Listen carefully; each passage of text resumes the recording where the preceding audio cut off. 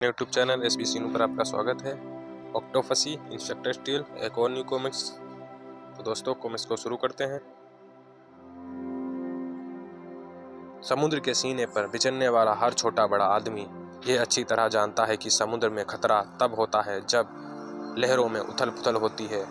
तूफान तब आता है जब लहरों में भयानक शोर मचाती हुई आसमान को छूने का प्रयास करती हैं। लेकिन कुछ तूफान ऐसे भी होते हैं जो लहरों के शांत होने के बावजूद भी आ जाते हैं। कुछ खतरे ऐसे भी होते हैं जिन्हें लहरों की उथल पुथल की जरूरत नहीं होती। वो दबे पांव आते हैं और अपने शिकारों पर टूट पड़ते हैं। अक ऑफ, अरे कौन है तू?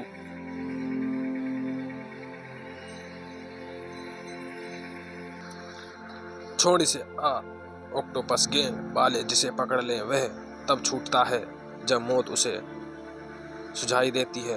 पूरे शिप पर अपना कब्जा हो गया है कमांडर वर्षों बाद हमारा यह पहला कामयाबी के कागार पर खड़ा है। सारे शिप पर फैल जाओ और उस चीज को ढूंढो जिसके लिए यहाँ आए हैं। ऊपर से ऑक्सी गैंग कैसी। ऑक्टोपस गैंग के 5वें कमांडर पर टा सहित सभी की निगाहें ऊपर उठ गई। दूसरे ही पल उनकी आंखों में हैरानी और नसों में सनसनाहट ऐसी दौड़ती चली गई जैसे स्विच दबाने के बाद तार में तरह पहचानता हूँ। यो तो वही हेलीकॉप्टर है जिसमें होता है इंस्पेक्टर स्टील। स्टो उड़ा दो उसे। राजनगर पुलिस के एरिया में जमीन हो या समुद्र, हर जगह मेरी निगाहों पर होती है। इसलिए अपराध से घटने के साथ ही घटनास्थल पर पहुंच जाता है हूँ मैं और फिर अपराधियों को पहुंचाता हूँ जेल। तू है मैं जेल तो नहीं पहुंच पाएगा इंस्पेक्टर स्टील। हाँ, ऑक्टोपस गैंग का 5वां कमांडर पेंटर तेरे शरीर को कबाड़ खाने और तेरे दिमाग को चिता तक जरूर पहुंचा देगा। बड़ी खतरनाक पेंटा की गन है, इससे ज्यादा देर तक बचना मुश्किल है। तेरी गन सचमुच खतरनाक है पेंटा, इसलिए मेरे लिए अच्छा यही होगा कि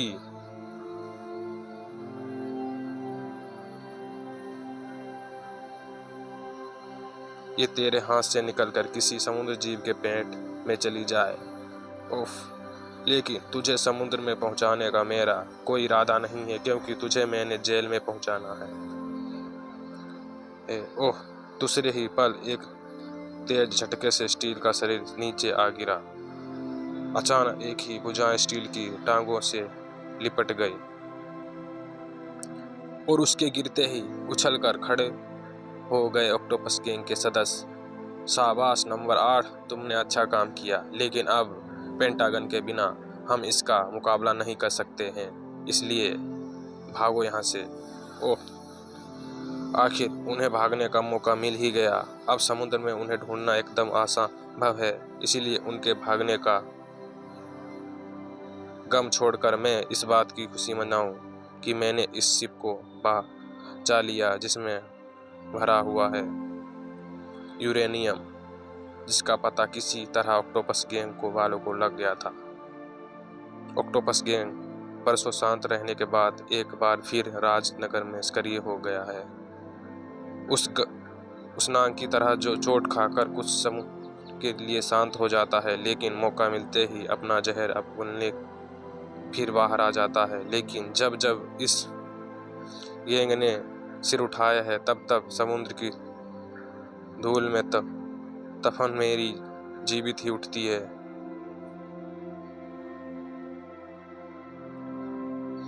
याद आने लगता है मुझे अपने बेटे अजय का वह मासूम चेहरा जिसके मुंह से निकलते वह बोल मेरे कानों में शहद घोल देते हैं।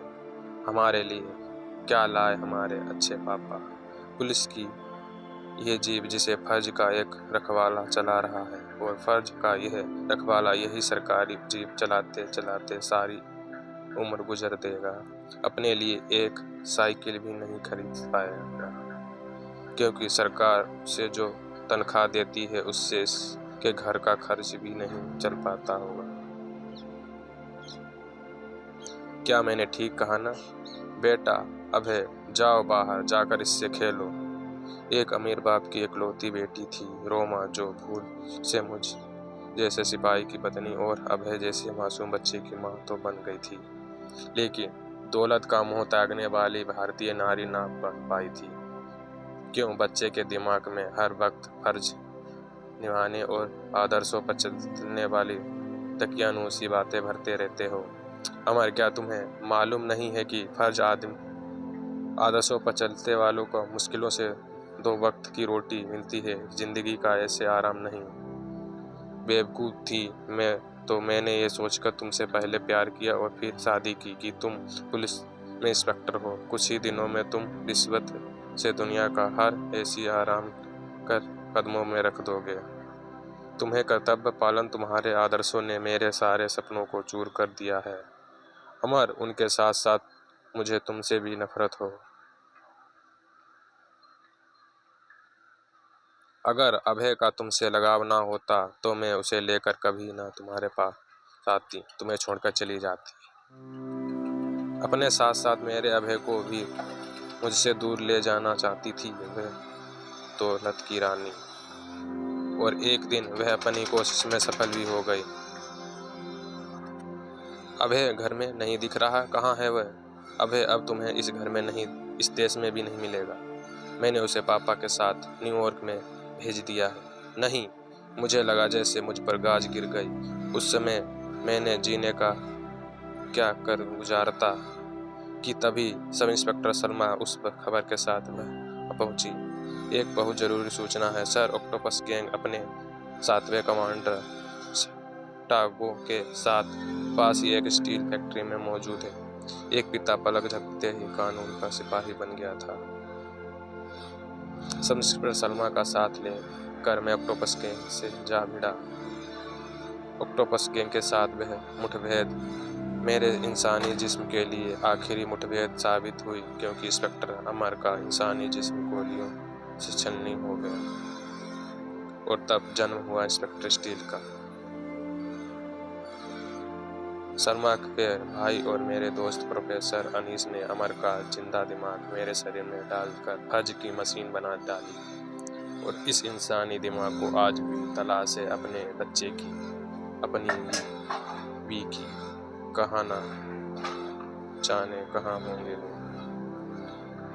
उस इंसानी दिमाग वाले शरीर का अगर दिल अब भी इंसानी होता तो उसके तड़पने की आवाज़ निश्चय ही किसी की सुनाई दे जाती। अगर आंखें इंसानी होती तो निश्चित ही सभी को उसमें आंसू भरे दिखाई देते। जज्बातों से पीछा छुड़ाकर सामान्य होने में ज़्यादा देर नहीं लगी उसी कानून के रखवाले को। इस बार तो मैं मेरे हाथों से बच निकले, लेकिन मुझ उनसे अगली मुठभेड़ के लिए तैयार रहना है। ऑक्टोपस गैंग, इंस्पेक्टर स्टील जब जब को अपने भुजाओं में जकड़ने की कोशिश की है, तब तब इंस्पेक्टर स्टील हमारी उन भुजाओं को तोड़ने आ गया, और ऐसा करने में इंस्पेक्टर स्टील हमेशा सफल हुआ है। इसका मतलब साफ है, कमांडर इंस्पेक्टर स्टील जब तक जिंदा रहेगा तब तक हमारा आगे मुर्दा रहेगा। अगर स्टील की मौत ही हमारी जिंदगी है तो उसे मौत जरूर आएगी, और उसकी मौत आएगी अमेरिका से, और स्टील की उस मौत का नाम है मैडम ऑक्टोपसी। अपने 8 हथियारों की मदद से ऑक्टोपसी 8 भुजाओं फौलाद के पर्वतों को चीर कर रख दे, तो फिर इन 8 रोबोट्स की क्या विशेषता है? कौन? मैं इंडिया से। ऑक्टोपस मैडम, आपसे कुछ बहुत जरूरी बातें करनी है। बातें बाद में, पहले ये बताओ पूरे नियम की जिस कंसेप्ट को लूट कर तुम्हें मिस्टर खान का पहुंचाना था, उसका क्या हुआ? उसकी सारी कीमत हम एडवांस ले चुके हैं। वो साइमेंट अभी नहीं पहुंचाई जा सकी मैडम, क्योंकि हमारे 8 सदस्य उस यूरेनियम को लूटने में सफल नहीं हो पाए। व्हाट? कैसे हुआ ये? उधर ऑक्टोपस घबराई आवाज में सब कुछ बताता चला गया। सब कुछ सुनकर घायल नागिन की तरह पुकारती ऑक्टोपसी, खान को खबर पहुंचा दो कि अमेरिका से उसका यूरेनियम आ रहा है और इंस्पेक्टर स्टील को खबर पहुंचा दो कि ऑक्टोपसी के रूप में अमेरिका से आ रही है उसकी मौत। राजनगर पुलिस हेडक्वार्टर अमेरिका में मौजूद हमारे खुफिया विभाग से सूचना मिली है कि एक प्राइवेट प्लेन द्वारा अनधिकृत रूप से यूरेनियम की एक भरी खोप राजनगर लाई जा रही है।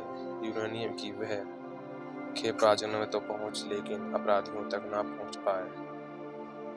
Order stand. Yes sir.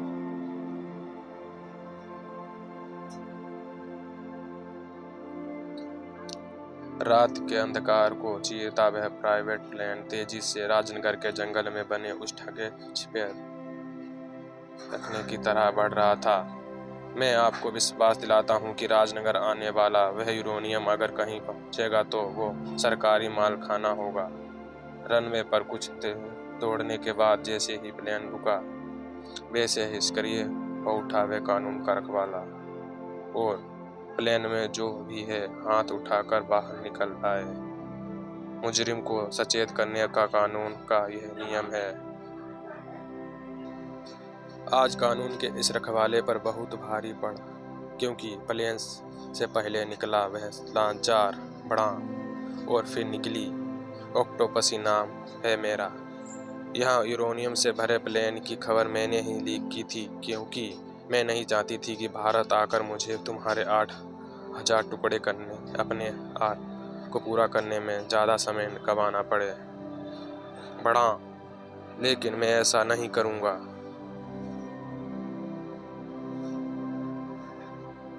क्योंकि मेरा अरमान है कि मैं तुझे कम से कम 80 साल की जेल की हवा खिलाऊंगा।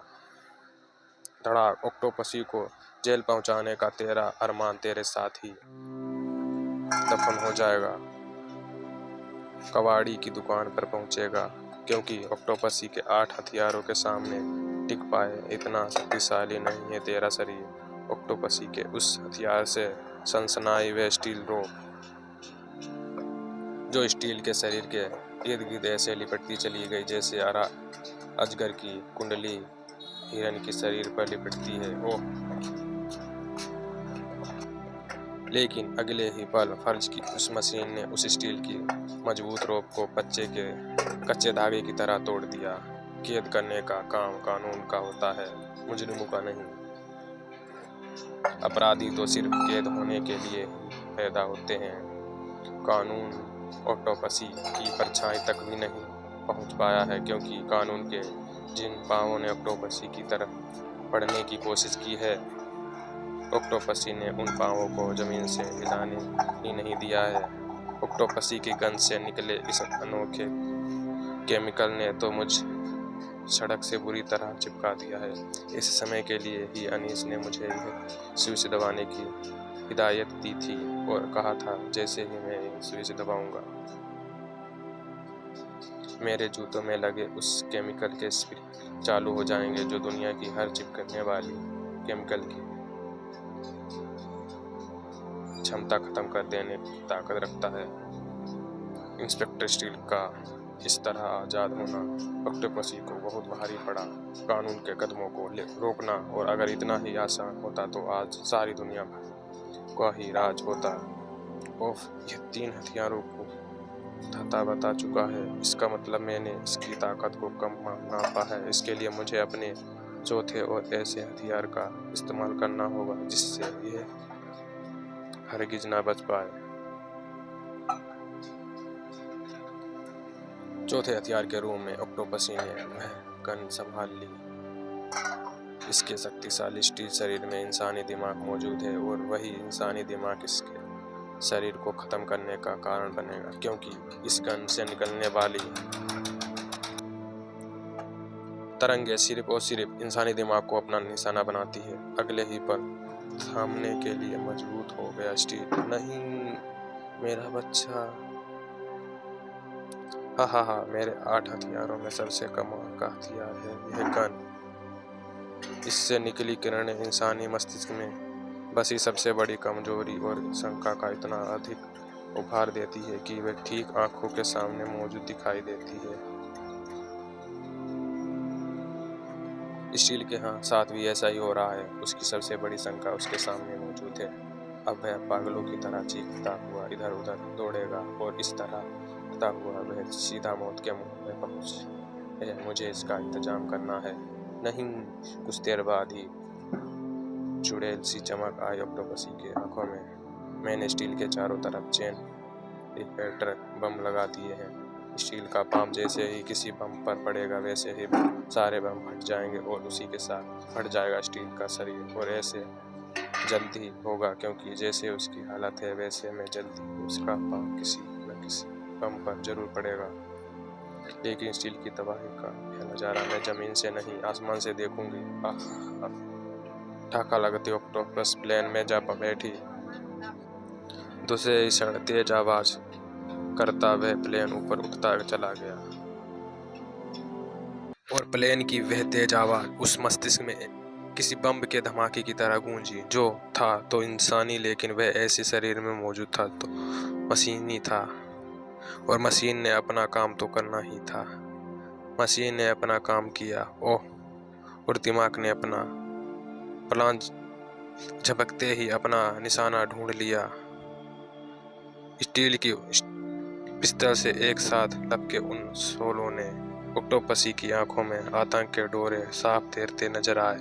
ओह नो, इंस्पेक्टर स्टील ने फ्यूल टैंक को नष्ट कर दिया है। अब मेरी भलाई इसी में है कि